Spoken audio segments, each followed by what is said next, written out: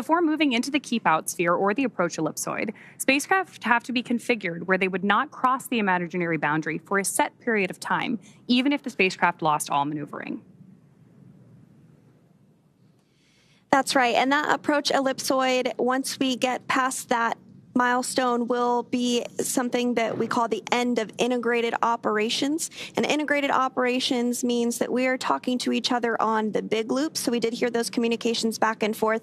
The big loop is essentially not only the crew on the International Space Station, the crew in Dragon, but also both Mission Control Houston and in Hawthorne.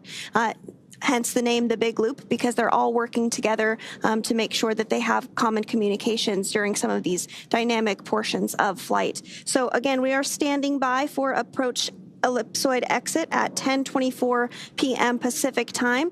And on your screen there, we are getting a view of Dragon from the International Space Station, now quite a bit smaller than when we just saw a few minutes ago, undocking at 10:05 p.m. Pacific. Also in the line of sight there, we have a small view of the Canada arm, which is a robotic arm that helps do some maneuvering and is utilized a lot during spacewalks on board the International Space Station.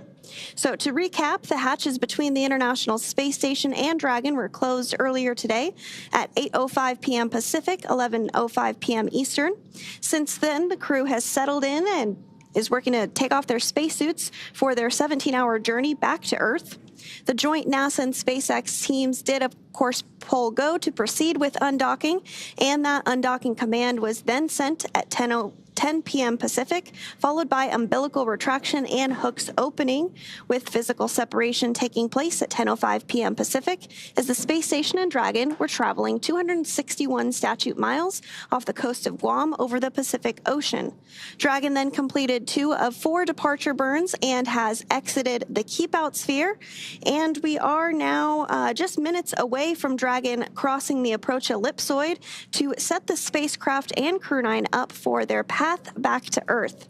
Again, Dragon is targeting to splash down off the coast of Florida in the Gulf at 2:57 p.m. Pacific, 5:57 p.m. Eastern on Tuesday, March 18th, marking the completion of a long-duration science and research mission. Great views right now on your screen of Mission Control here in Hawthorne, California.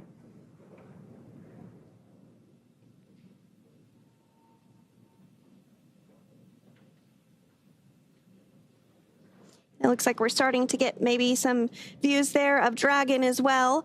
These views are being controlled by one of the flight controllers in Mission Control Houston called Cronus, and they help to make sure that the cameras are in position to view not only visiting vehicles that are arriving and departing, but also help to ensure that cameras are in position to get great Earth views, ensure that perhaps if we're flying over a natural disaster like a hurricane or a wildfire, they are ensuring that those great cameras on board the International Space Station are being put to good use to capture all of the science and research that we can aboard the microgravity laboratory. And, you know, fun fact, actually, the International Space Station will be celebrating 25 years of continuous human presence this November. So if you are younger than 25 years old, you have never known a day in your life where there was not a human being living and working aboard the International Space Station.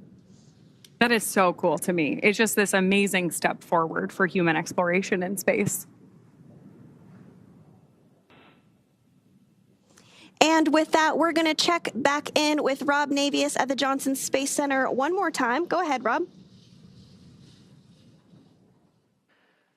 Thank you, Sandra. You mentioned that continuous presence on board the International Space Station. We are approaching the point of the approach ellipsoid exit, which will mark the end of integrated operations with the International Space Station and the flight control team here in Houston.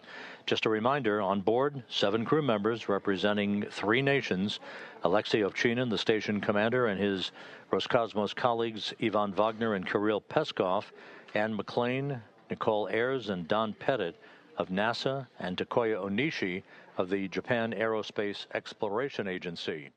Ovchinin, Wagner, and Pettit are next up to depart the station on April 19th. They are scheduled to return home to the steppe of Kazakhstan and a parachute-assisted landing on April 19th U.S. time, April 20th in Kazakhstan. Before that happens, another NASA astronaut, Johnny Kim, along with 2 Roscosmos cosmonauts, will be launching from Baikonur on April 8th as that continuous presence of researchers on board the International Space Station continues unbroken. Sandra?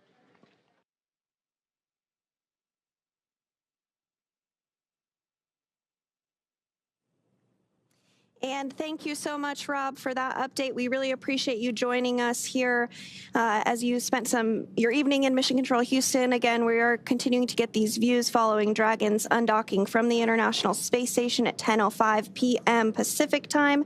That sets us up for a splashdown tomorrow afternoon at 2:57 p.m. Pacific time off the coast of Florida. And so we did mention that the crew was busy with a lot of science and research investigations during their time on board the International Space Station. That really is the whole point of the International Space Station, is to conduct science and research investigations, eventually leading to longer duration missions to the moon and then on to Mars.